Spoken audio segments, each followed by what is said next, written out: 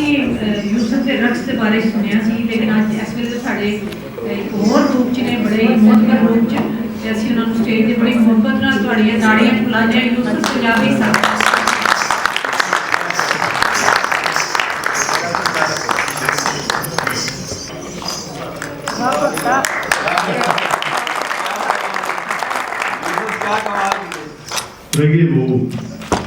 रहिए वो नाल सजण दे रहिए वो लख लख बदियां 100 ताने सुबह सिर ते सगे वो नाल सजण दे रहिए वो चंदन रुख लगा विच वेड़े चंदन रुख लगा विच वेड़े जोर तगाने खिगे वो नाल सजण दे रहिए वो सुखन जिना दा होवे दारू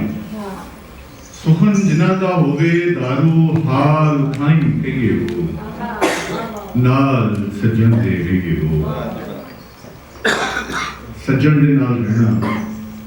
सजन नाल प्रीत सूफियां दा पैगाम सजन कौन है वो खालिक जिहदी तखलीक मैं और तुसी और सज्जन उदों ही मिलता है जो सिर्फ तू होवे मैं ना हो जो किसी को मनीए जो किसी का आदर करिए जो किसी नाल प्यार करिए जो तू नाल प्यार करिए मैं नाल आपे प्यार हो जाता है। मुर्शद शाह हुसैन ने मस्ती विच ऐसा पैगाम दिता है जिस पैगाम को असीं सुनने तो जरूर हाँ और साड़ी एक आदत बन गई है जिन्होंने असीं मानते हैं उन्होंने गल नहीं मानते।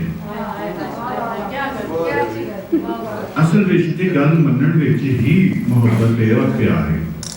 जिन्होंने मनी दा उन्होंने फिर उन्होंने गल पहले मनी दी मनना तो तां ही होंदा जो उन्होंने गल मानते।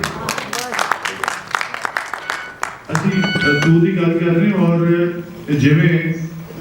साइंस और सूफी एक गल करते जी एक्सपेरिमेंट दी हकीकत दी होन दी असल दी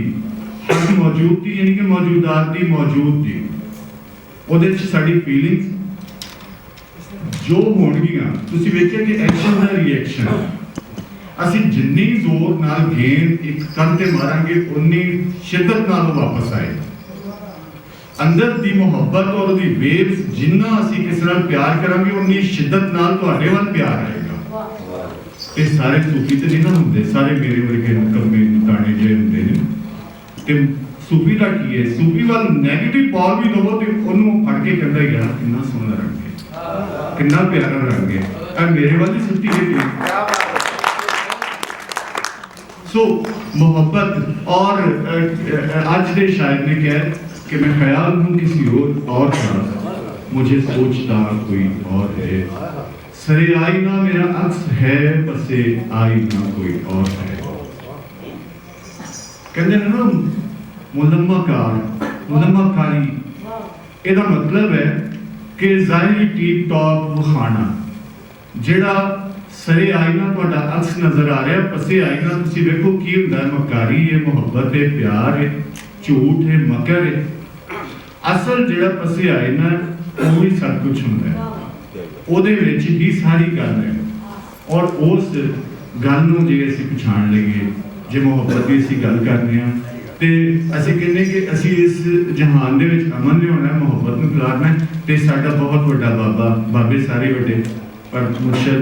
ਬਾਬਾ ਫਰੀਦ ਸਾਹਿਬ ਫਰਮਾਉਂਦੇ ਨੇ ਕਿ ਫਰੀਦਾ ਜੇ ਤੇ ਮਾਰਨ ਮੁਕੀਆਂ ਤਿਨਾਂ ਨਾ ਮਾਰੀ ਕੋ ਆਪਣ ਦੇ ਘਰ ਜਾਈਏ ਪੈਰ ਇਹਨਾਂ ਦੇ ਚੁੰਮੋ ਕੀ ਹੈ ਤੁਹਾਨੂੰ ਜਦੋਂ ਕੋਈ ਮੁੱਕੀ ਮਾਰਦਾ ਹੈ ਉਹ ਨੈਗੇਟਿਵ ਪਾਵਰ ਇਸਤੇਮਾਲ ਕਰ ਰਿਹਾ ਉਹਦੀ ਪੋਜ਼ਿਟਿਵ ਪਾਵਰ ਹੈ ਕਿ ਸ਼ਾਇਦ ਮੇਰੀ ਯਾਰ ਕੋਈ ਗਲਤੀ ਹੋਵੇ ਸੌਰੀ ਮਾਫ ਕਰ ਦਿਓ ਮੈਨੂੰ ਮਾਫ ਕਰ ਦੇਣੀ ਨੈਗੇਟਿਵ ਪਾਵਰ ਦਾ ਜਵਾਬ ਪੋਜ਼ਿਟਿਵ ਪਾਵਰ ਨਾਲ ਦੇਣਾ ਹੀ ਅਮਨ ਦਾ ਪੈਗਾਮ ਹੈ ਮੁਹੱਬਤ ਹੈ ਔਰ ਸ਼ਾਹ ਹੁਸੈਨ ਨਾਲ ਅਗਰ ਅਸੀਂ ਕਹਿੰਦੇ ਮੁਹੱਬਤ ਕਰਨੇ ਆ ਬੁੱਲੇ ਸ਼ਾਹ ਨਾਲ ਕਰਨੇ ਆ ਮੁਰਸ਼ਦ ਬਾਬਾ ਫਰੀਦ ਨਾਲ ਕਰਨੇ ਆ ख्वाजा फरीद साहब ਨਾਲ ਕਰਨੇ ਆ ਮੀਆਂ ਮੁਹੰਮਦ ਬਖਸ਼ ਸਾਹਿਬ ਨਾਲ ਕਰਨੇ ਆ ਤੇ ਰੱਬ ਦਾ ਵਾਸਤਾ ਜੀ ਉਹਦੀ ਗੱਲ ਮੰਨੋ ਉਹਨਾਂ ਦੀ ਗੱਲ ਮੰਨੋ ਉਹਨਾਂ ਨੂੰ ਭਾਵੇਂ ਨਾ ਮੰਨੋ ਉਹਨਾਂ ਦੀ ਗੱਲ ਮੰਨੋ।